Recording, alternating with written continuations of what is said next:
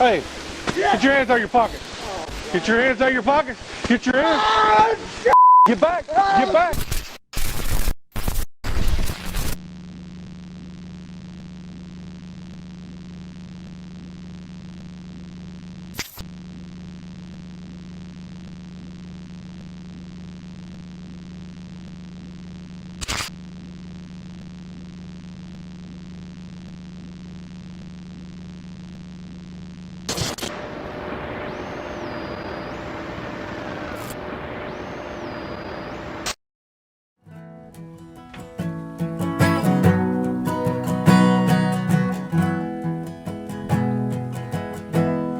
It's hard when you find out all your troubles are real.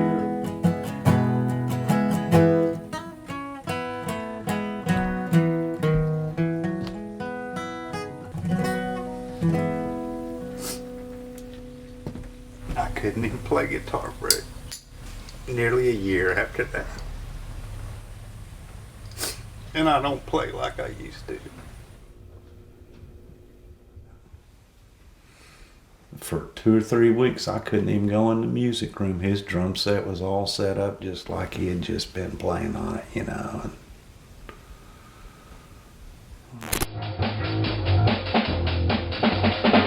When he was in band and he was in percussion, I mean, it was tap, tap, tap, tap, tap, tap, tap, tap, tap, tap, tap, tap, all day long, all night long.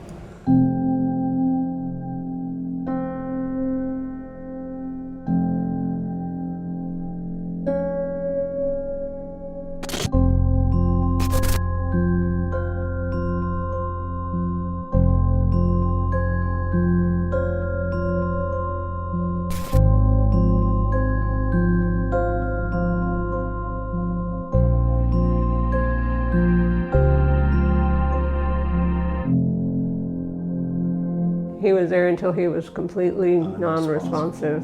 He was gone.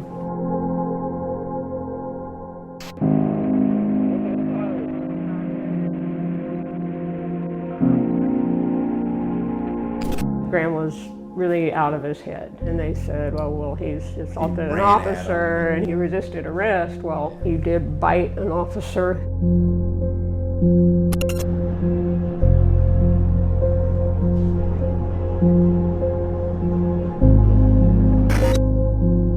When you try to get information from the police, what happened?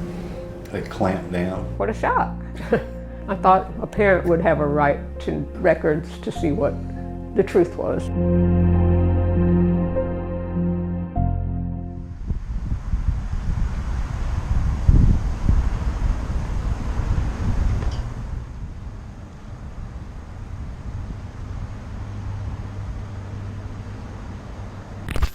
It's all captured on video. To say that you don't have a right to that is just crazy.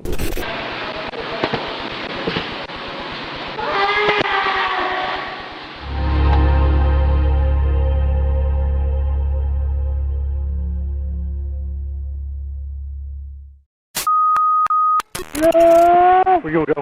We're gonna go.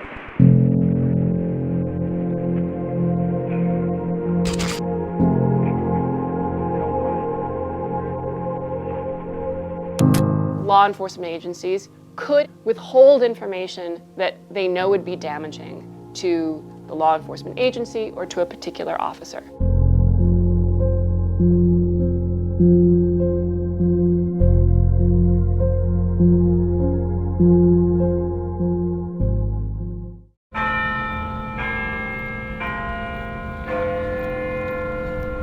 Police agencies have the discretion to release information concerning closed cases.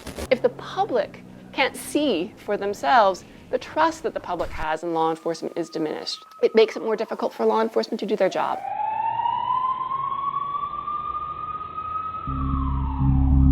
Breaking news tonight out of downtown Austin, where police say a man who was arrested for shoplifting pulled out a gun in the back of a patrol car in a busy part of downtown.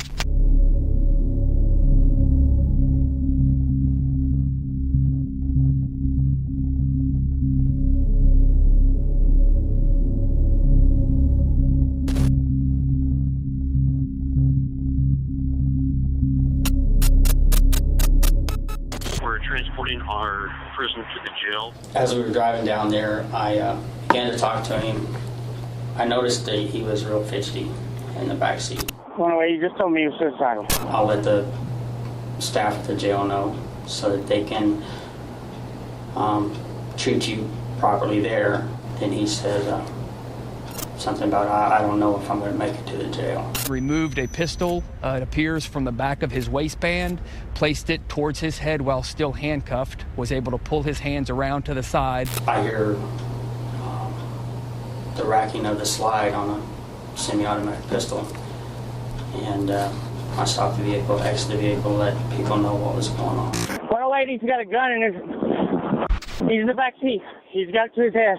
A few minutes later, I heard him pull the trigger. Shots fired inside the car. Inside the car. 10-4, shots fired inside the vehicle. CPR in progress. Start EMS. Yeah, start EMS. I can see in the reflection we've got blood.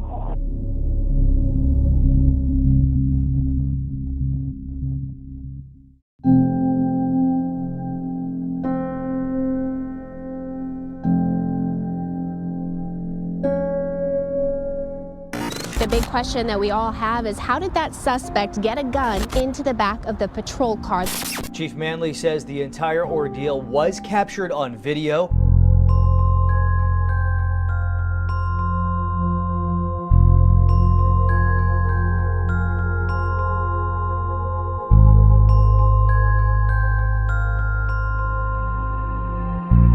Precisely because someone died in custody, we would want to see what happened in that case. What are they hiding? This makes me wonder why I should trust what's going on when I can't look.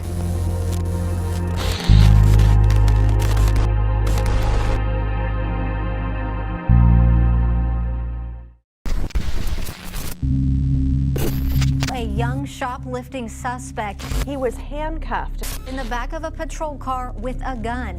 19-year-old Zachary Anam shot himself in the head. What you can see on video, he is able to pull his arms around the right side of his body to place his head in front of the muzzle of that weapon. How did this all happen?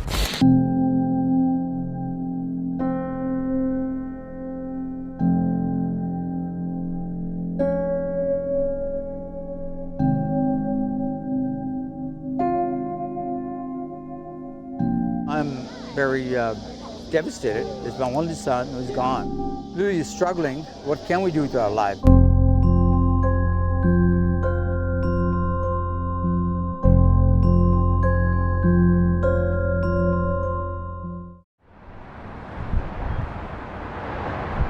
My reason is very simple. It's just that I don't want a family to have to potentially see that. And how does that play against the needs of the community to get that specific piece of information?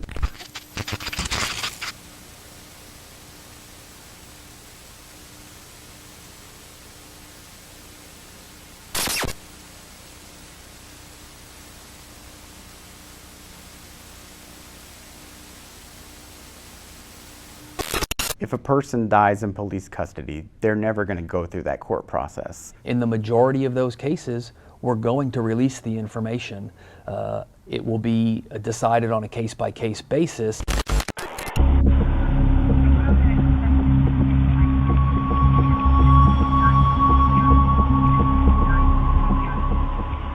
You set up for me real quick?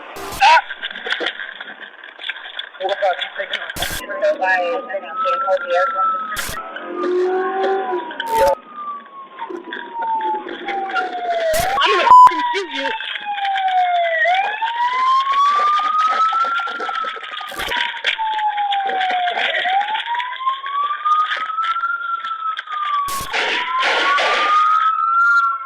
And 9 for failure to appear.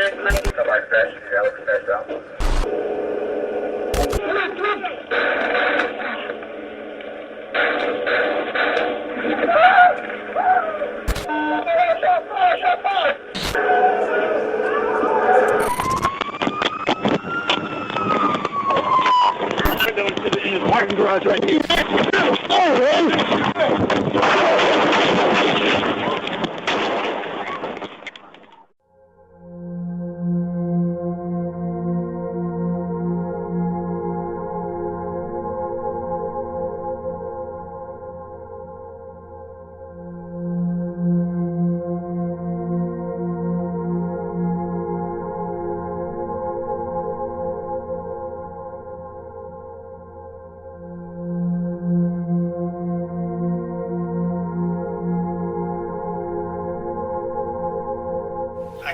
sure no one feels worse about what happened in the back of my patrol car than I did. It was my fault. I didn't do the search that I should have done. I can only imagine how the family must feel, and I'm sorry for that.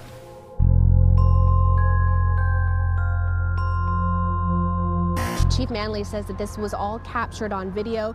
Our philosophy is that we should put out all of the information that we can with a few caveats. And so if the legislature changes the law, and it sounds like we would be in a position where we would have to release them, and we're going to comply with the law.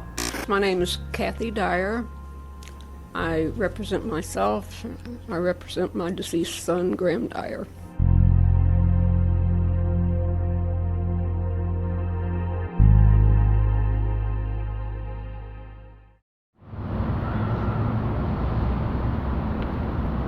All right, the chair lays out House Bill 3234 and recognizes Chairman Moody to explain his bill.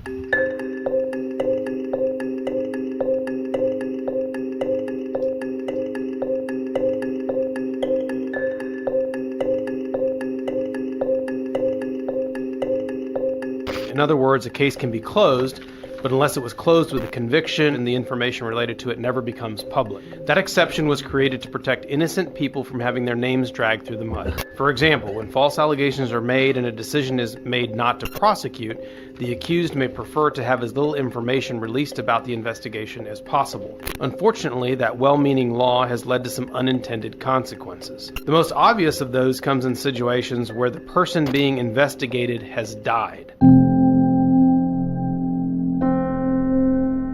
What we want is to be able to hold law enforcement accountable, let the public see what went on. The person is dead. They're not going on to trial. They're not going to end up in a conviction. This bill would close that loophole.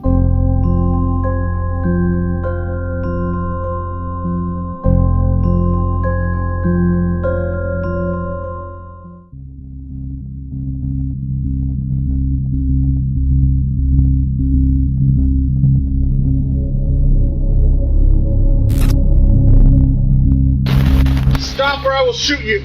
You are pathetic. Stop. You're pathetic. Stop. You're gonna shoot me if I don't stop. Yes. Is that what cops do? Stop. We're mostly just angry and want answers.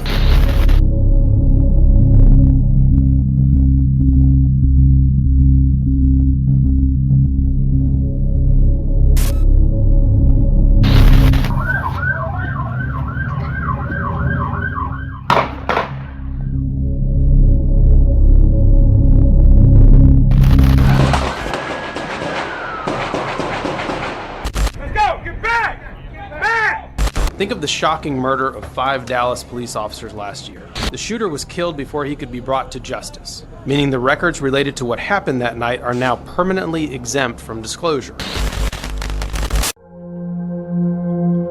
The public has a right to know what its government is up to, and sometimes that impacts people in a very personal way, as you're about to hear from some of these witnesses. All right, the chair calls Kathy Dyer. My husband and I traveled here today. We don't know a whole lot about House bills or the Texas law.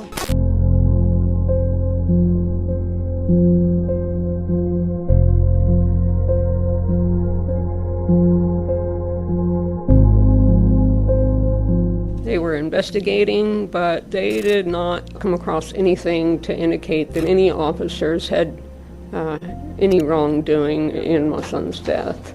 We were told we couldn't bring any kind of civil action because we didn't have sufficient evidence.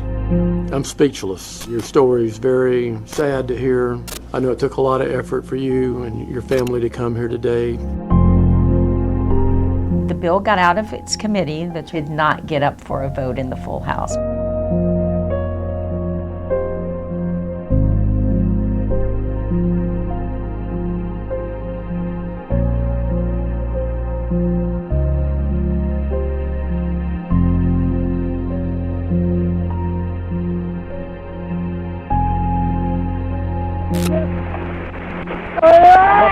Pay your f***ing ass and go behave. I swear to God!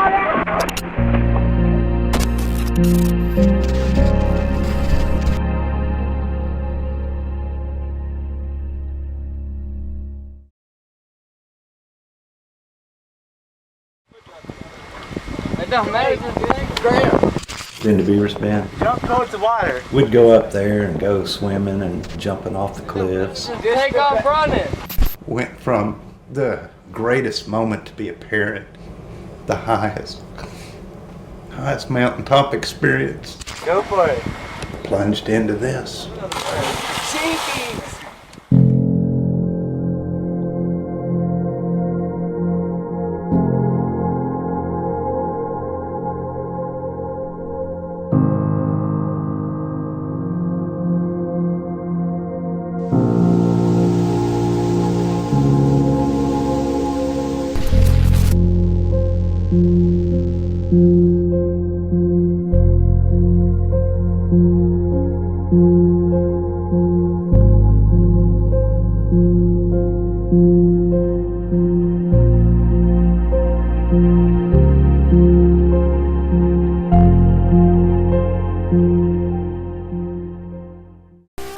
Hey, get your hands out of your pockets. Get your hands out of your pockets. Get your hands. Get back. Get back. Get back. Get back.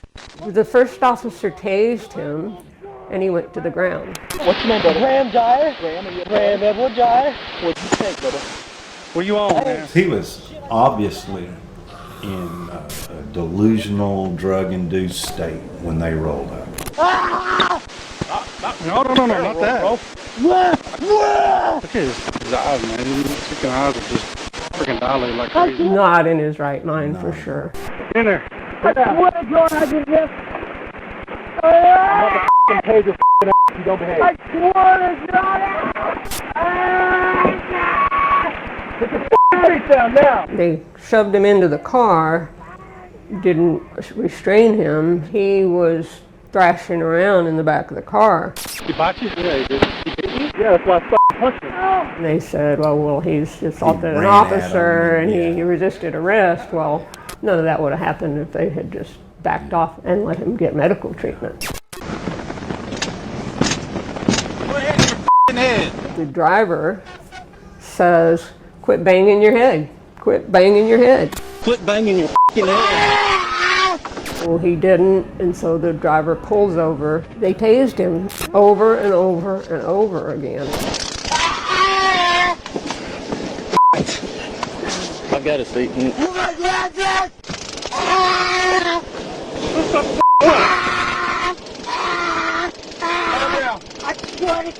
Calm down. Motherfucker, I'm gonna kill you. Oh, shit. You better fucking chill out, you hear me? They got back in their cars and drove back onto the station. Let's go.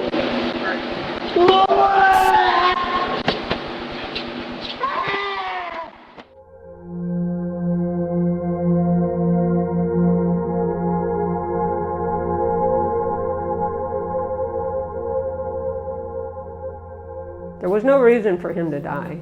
What happened to serve and protect? What happened to, we're here to help this young man that's in distress?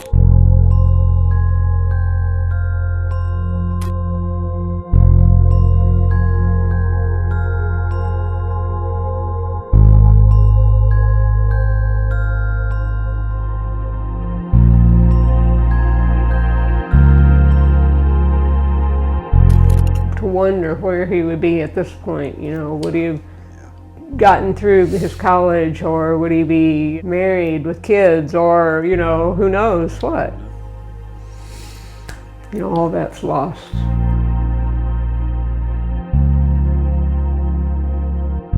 No family should have to go through the suffering of not knowing the details of how their child has passed.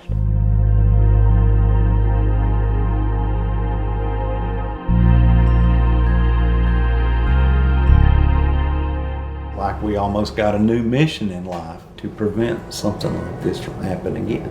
He doesn't have a voice anymore. And we do.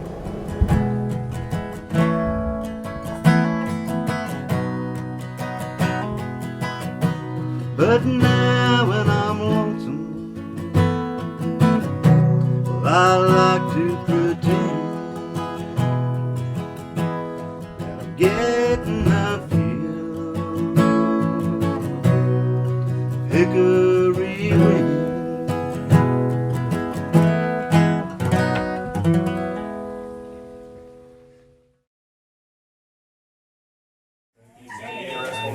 just gave another round of epi. Okay. Still got nothing? He's on cold surface. He's starting to get rigid. Okay, y'all. We're good. Thank you. That's it? Yes, sir.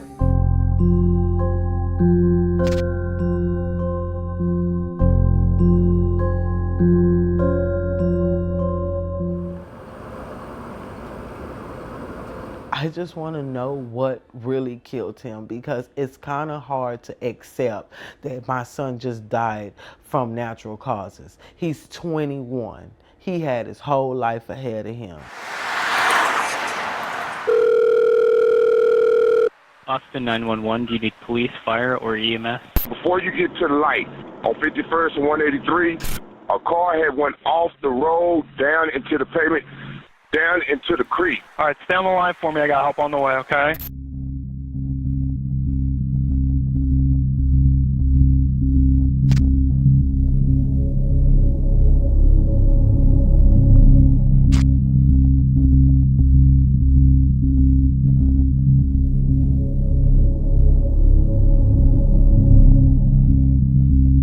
We got three occupants. They're being treated right now. They're working on getting them out of the creek.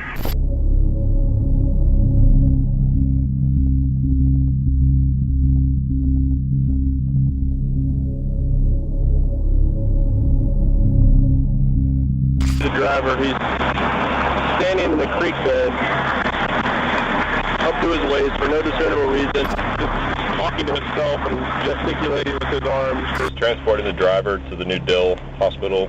I'm going to follow.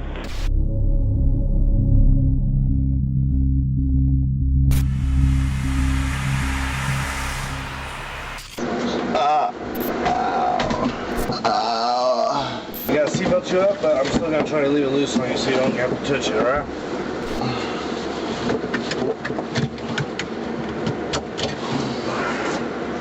You're actually being charged with intox assault. Intox assault? Yeah. What is that? But when a DWI results in an injury to another person, like a serious bodily injury, it gets enhanced to what's called an intoxication assault.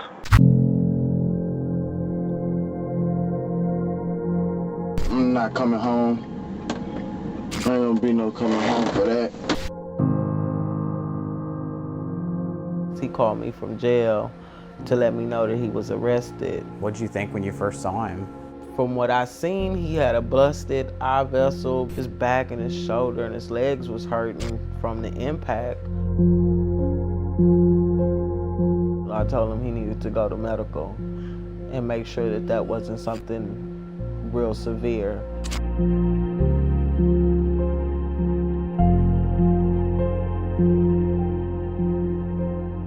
The only information that they had is that he went into a seizure inside his cell. I mean, my son doesn't have a history of seizures.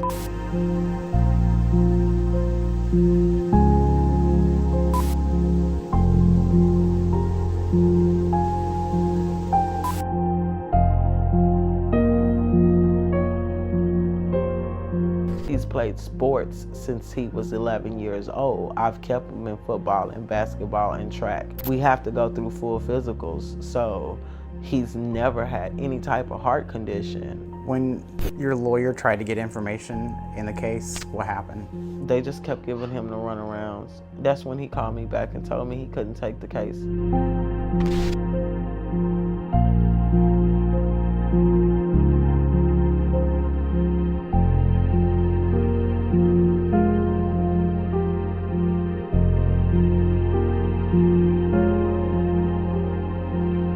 If you're not wrong and you did everything by the book, then you have nothing to worry about. So why withhold the information?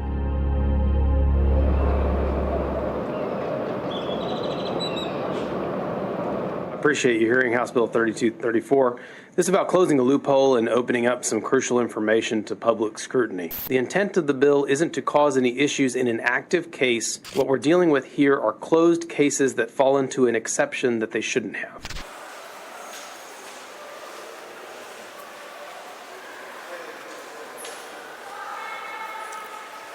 House Bill 3234 will be left pending at this time. We have to be better. We have to demand more of ourselves and our systems.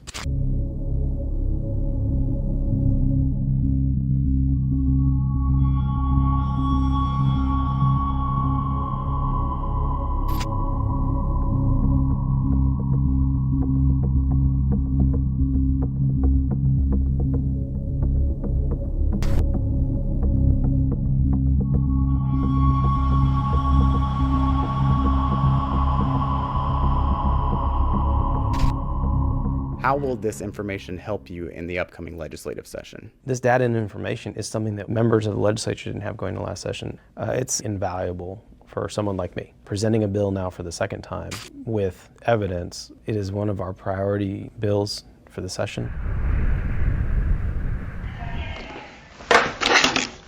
I'm conducting an investigation into the questionable death of a Mr. Herman Titus. In doing so, I'm going to be interviewing everybody that had any kind of contact with him.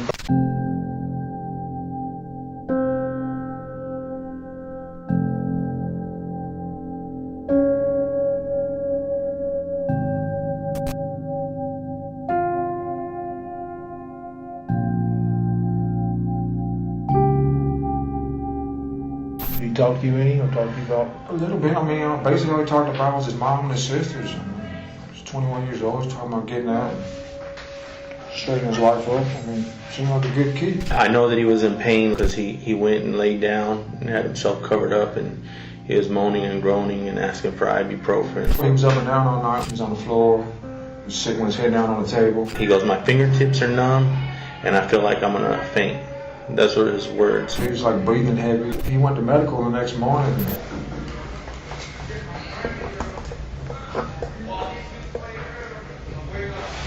This building called and said he was he had a medical emergency. He was brought over to the clinic where I was working. He was waiting to see a doctor. He wanted to be seen immediately.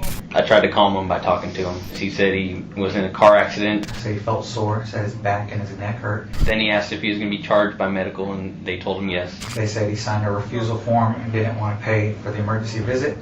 I took him back to Building 12. It's just hard to Monday morning quarterback the actions of folks without knowing, the critical nature of what you're facing at the time. So it's easy to look at the event and say, I wish we'd have done this differently, because obviously you have somebody who has passed in our care and custody, and that's a big deal to us. Do you believe, or do you know if any of the guards took their time or neglected him? I don't know. Apparently, due to what happened, he probably shouldn't have came back for medical. As far as I'm concerned, they didn't do their job. And why would you say that? He came back from medical, it wasn't a half hour later, and he was dead. I thought that staff responded appropriately. Nothing should have been done differently, in your opinion? I didn't see anything to do differently, no. There was a medical emergency called in Building 12. The inmate was having a seizure. Your CPR was in progress. I just thought, you should need to get this man to the hospital. Why isn't he going to the hospital? Do you want me to do the next one, Tracy? I'm okay, yeah. Okay.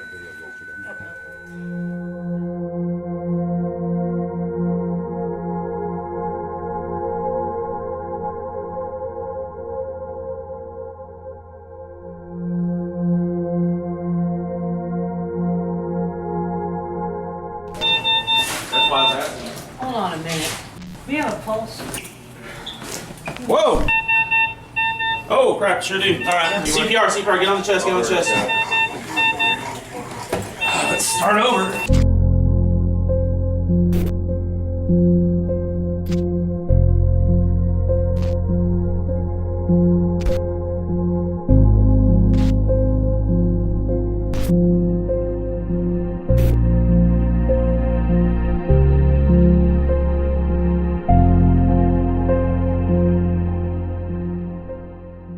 Was anyone disciplined from the jail staff in this incident?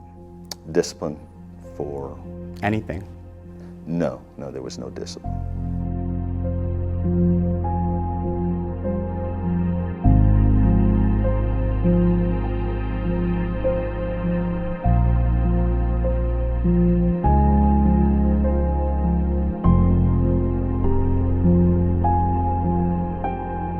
I felt like I gotta go the rest of my life not knowing what really happened to my kid.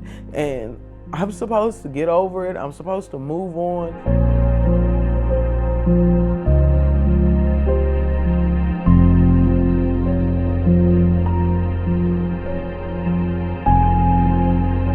He's not here. He can't enjoy this life with me. And I don't think it's right. Why does he get to enjoy the good life with me?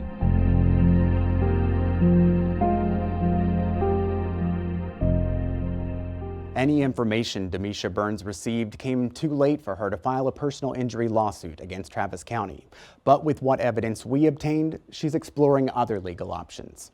It includes records of Titus being detained for being combative, restrained to a chair with no food, fluids, or medication, and then taken out of general population here in Building 12 and possibly put into lockdown for 15 days.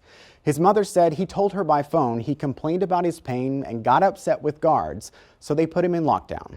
He filled out a form right here saying staff took his pain medication while on lockdown. The sheriff's office says even in lockdown, inmates get medical care, but in an interview, a nurse told investigators he had not been treated since the day after he got to jail.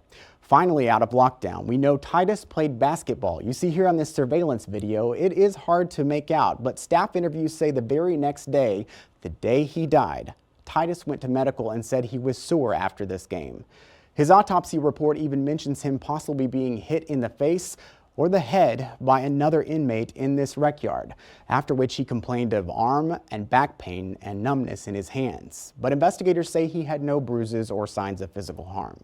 Still, with such pain the day he died, why would he refuse medical treatment?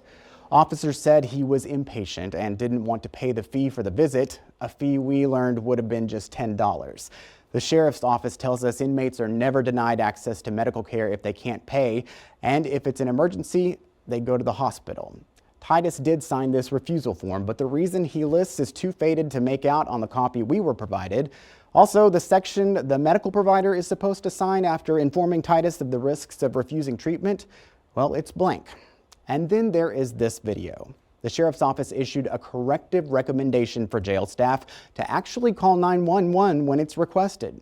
We showed this video to Austin Travis County EMS and the Austin Fire Department, whose crews you see here. They wrote, "It illustrates the professional men and women of those agencies working very hard to resuscitate Mr. Titus on one of the most physically and emotionally challenging call types we respond to on a daily basis." Because of our report, though, they've launched a clinical investigation with the Office of the Medical Director to look more closely at that response. This case is among the research we shared with Representative Joe Moody, who just last week filed his bill to eliminate the loophole in the upcoming legislative session in January. We'll keep you updated. 3 weeks shy of the one-year mark of the Uvalde mass shooting, the Texas House gave initial passage to a bill that would end the state's dead suspect loophole. It's the same law used to block the release of records in that case and many others we've covered. KXAN has been investigating this issue for 5 years now, and tonight, our Matt Grant reports the law is now closer than ever to coming to an end. 5 years ago this month, Scott Rice's wife, Flo, was shot 6 times at Santa Fe High School. She survived the mass shooting that killed 10 people. The families that lost a loved one have nothing. It's hard enough for families to get answers when the suspect, in this case, is alive. But when a suspect dies, it can be almost impossible. So those people will never have the full story, it doesn't look like, and it's just wrong. That's because a public records loophole gives police discretion to withhold information in criminal cases that haven't gone through the court process. Get back! Get back! That's what happened with 18-year-old Graham Dyer. He died in police custody. His family later learned from the FBI he suffered a severe head injury after officers shocked him repeatedly with a taser.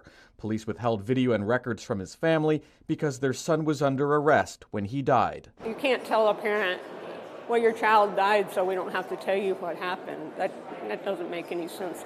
As the one-year anniversary of the Uvalde mass shooting approaches, there's still no resolution from the district attorney's investigation, where calls for transparency have fallen flat. And their demands were always for answers, for the records and for the videos and for the truth. Democratic State Representative Joe Moody has tried for years to close the loophole, now blocking Uvalde families from getting answers. Without debate, the House gave initial passage to his latest version of the legislation in a vote of 112 to 31. Moody says the only reason Uvalde families have some answers is because the House panel investigating the shooting gave it to them. It shouldn't take conscientious people willing to break the law to get the truth out there. Law enforcement had expressed concerns that unrelated and unsubstantiated complaints against officers could be made public. Moody says that would not be the case. House members still have to give it one final approval before it heads to the Senate. Keep in mind, though, that it had strong support from the House Speaker, which could explain what pushed it through so easily. It may have a more challenging time in the Senate. Texas dead suspect loophole is closer than ever to ending. The loophole refers to an exemption in Texas public records law that gives police discretion to withhold information in criminal cases that haven't gone through the court process, even when a suspect dies in police custody. It's an issue KXAN has investigated for years. Today, in a last-minute hearing, the Senate Business and Commerce Committee passed House Bill 30, which would end the loophole, which has been used to block records in Uvalde. Some, however, felt fixing that loophole could impact police investigations. We've had concerns about releasing information during an ongoing investigation that, in our belief, would taint witnesses and other investigatory processes. The Senate has until next Wednesday to vote on all bills. Just 2 days before the one-year anniversary of the Uvalde mass shooting, a bill to close Texas's controversial dead suspect loophole passed the Senate today and is one step closer to becoming law. The loophole to Texas's public records law has been used to block records in cases that don't go through the court process, like when a suspect dies during an arrest. It's also being used to block records in the Uvalde incident that could shed light on the police response. Part of the reason we're doing this is for transparency, for one, for the family's sake, and the others who were closely involved with that, and the other is so that people can take a hard look at this. And the bill was amended to prevent police personnel records from being released. Those changes now have to be approved by the House before going to the governor. The Texas House has requested a conference committee to help hash out some last-minute changes to a bill to close the state's so-called dead suspect loophole. Now, under a current law, an exception lets police withhold records in criminal cases if the suspect has not gone through the court process, including if that suspect is dead, like in the Uvalde shooting. Now, the bill is one of the only remaining measures pushed after the tragedy that is still on track to become law. However, a Senate tweak to the language of the bill was not accepted by the House, and inside sources tell us there are some concerns that the change would actually make the law less transparent. So we're going to continue to follow the status of this legislation in these final days of the session.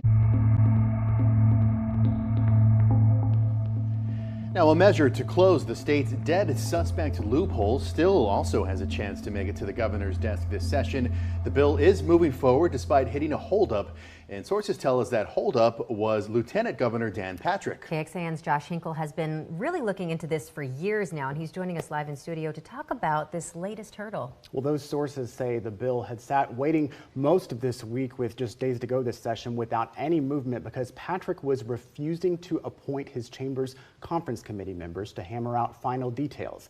We reached out to Patrick's office for comment but did not hear back. However, shortly after we published this news this afternoon, the Senate's conferees were appointed, paving the way for the final step before going to the governor.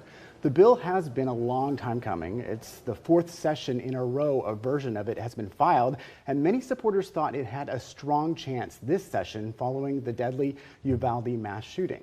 Now, police have been the biggest opponents to closing the loophole, right? That is right, but we're told from those sources close to the bill, the two chambers have actually come to an agreement to move forward in a way that addresses a lot of those concerns from law enforcement. Last-minute negotiations tonight led to a compromise to end a years-long fight to close a controversial legal gap known as the dead suspect loophole. House Bill 30 closes a loophole that allows police to keep information secret in closed criminal cases that don't go through the court process. For example, when the suspect dies. Despite some law enforcement opposition, the bill gained momentum this session after the mass shooting in Uvalde where the gunman died.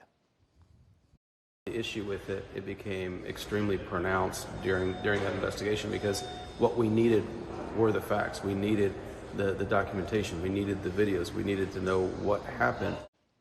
KXAN has been investigating this problem for 6 years now. The bill now goes to the governor. Passed by Texas lawmakers to make police records less secret appears to have gone missing itself.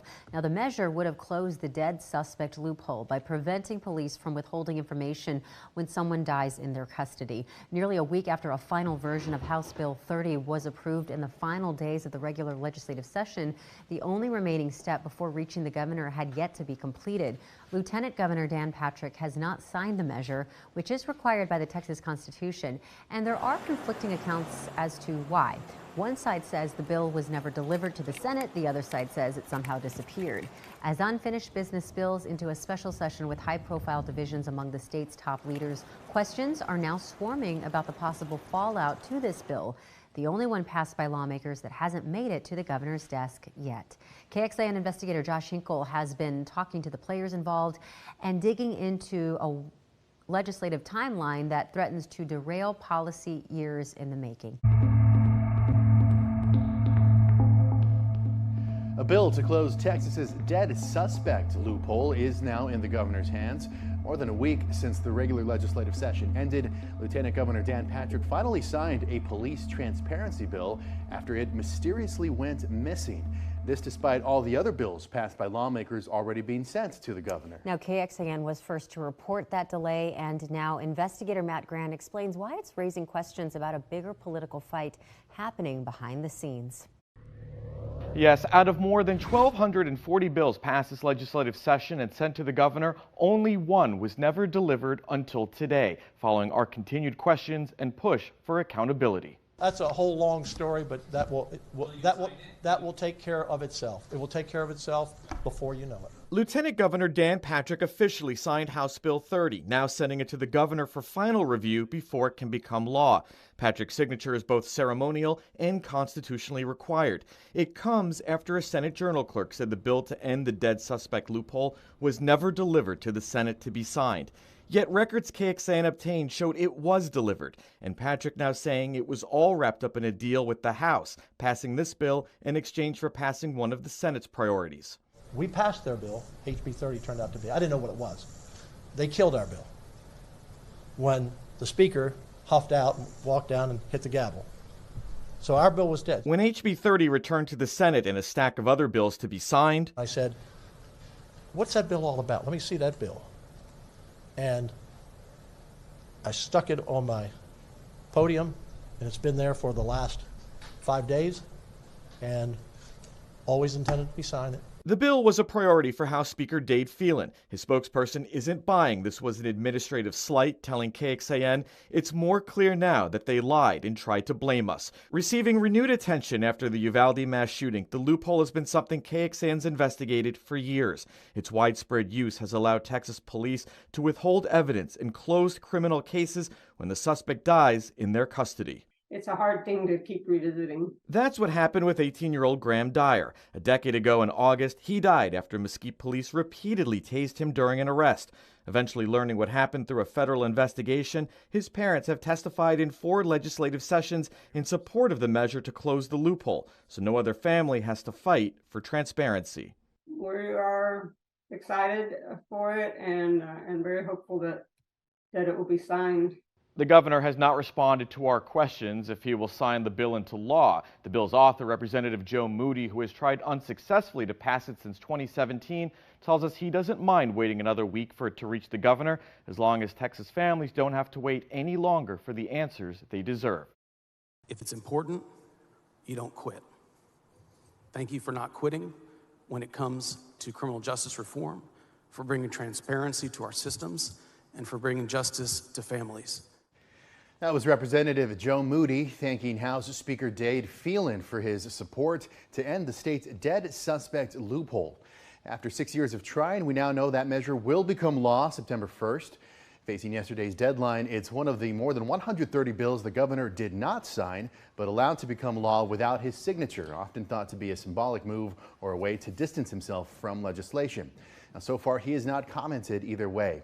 For years, we have investigated this exemption to the state's Public Information Act, giving police discretion to withhold records in closed criminal cases in which a suspect doesn't go through the court process. We discovered police often use it as a way to block records in cases where someone dies in their custody, like the case of 18-year-old Graham Dyer, who suffered head trauma and died after a 2013 arrest in Mesquite. Police denied his parents records and video, and they only later learned about what happened through a backdoor legal fight. Now, since then, they have been fighting to close the loophole session after session. Especially when there's a death in custody, if there's any time when you think you would fling open the doors of accountability, how did this happen? What can we do to prevent it?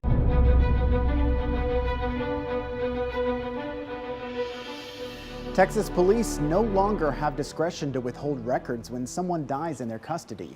A new law recently took effect following years of our investigations. It closes the state's dead suspect loophole. Our team revealed that loophole has been used widely by police across Texas for years to keep certain details about deaths secret, including audio and video. I spoke with the bill's author about why he believes there's still work to do surrounding police transparency. Once people found an avenue to keep information secret, they utilized it. And I don't put it past anybody to continue to try to find wiggle room in the law that was passed. And we'll just have to see how that unfolds. What do you do with those law enforcement agencies that refuse to follow this law? Or who's even checking to make sure that the law is being followed? I think there's going to be a number of requests that go forward after September 1st to test it, to see who's going to follow the law and who's not. And to those who want to continue to shield this information from the public and not follow the law, then my message is very clear. We will see you in court. Perhaps the largest opponent of this legislation over the years has been the police unions throughout Texas. Do you have any indication of how they feel with how things turned out? It would not surprise me that they would be in the middle of challenging this going forward. I think they'll probably fight it. It's something they don't agree with. And so my guess is we'll probably see more litigation around it. But the message is clear. The people deserve to have this information. And sunlight on these bad situations is a good thing. Is there anything you would like to do to continue to strengthen this law in a future session? There was a second lesser portion that the Senate excluded and refused to put back into it that had to do with internal records or notations. Now, I don't think that applies to the information that we're really after, but could a law enforcement agency turn around and stamp everything as an internal record and try to create a new loophole because that provision didn't end up in the bill? Probably. I think they could probably try to go that path. And so we'll see how law enforcement entities deal with that in the next 2 years. If it's still being exploited and it is able to be exploited in the way that we saw in the past, then we, in no unnecessary terms, have to come back and close that last provision. As this law goes into effect, is there anything else you'd like to say? I really do want to thank the families who had to continue to relive the horrors of losing their loved ones and coming and telling those stories, essentially re-traumatizing themselves over and over again. But they were doing it because they knew it was the best thing going forward so that other people wouldn't have to go through that. And I want to thank those who are in the media who talk about how important this is for public information, to shine a light on very tragic circumstances. You have had yourself and others that have been dogged in their approach to this and saying this is information that belongs to the public, and making sure that it was in the forefront of people's minds.